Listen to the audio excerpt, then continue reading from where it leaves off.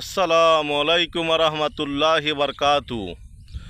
সম্মানিত দিনী ভাই বোনেরা, সম্মানিত বিওয়াস, আশা করি মহান আল্লাহ তালার অশেষ রহমতে ভালো আছেন।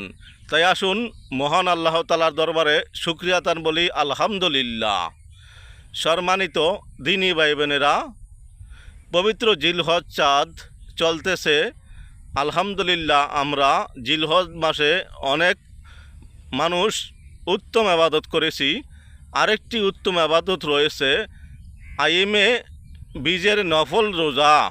তা হচ্ছে জিলহজ মাসের 13, 14, 15 তারিখে প্রতি মাস হয়ে থাকে।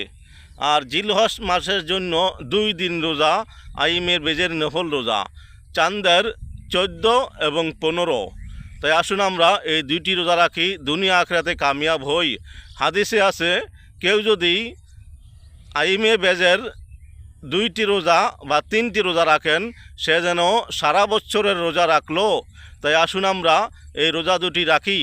জিলহজ মাসের আপনি যদি জিলহজ মাসের 14, 15 তারিখে আইমের বীজের নফল রোজা রাখতে চান, তাহলে জুন মাসের 11 এবং 12 তারিখ রাখবেন। এটা হচ্ছে বাংলাদেশের চাঁদের হিসাবে। কেউ যদি সৌদি আরবের নিয়মে রাখতে চায়, সে রাখবে 10 এবং 11 জুন। আসুন আমরা উত্তম আবাদত করি, দুনিয়া আখিরাতে কামিয়াব হই। আল্লাহ তাআলার কাছে ফরজ সালাতের পর উত্তম আবাদত হচ্ছে রোজা রাখা। কেননা রোজার যা একমাত্র আল্লাহ তাআলা দিয়ে থাকেন।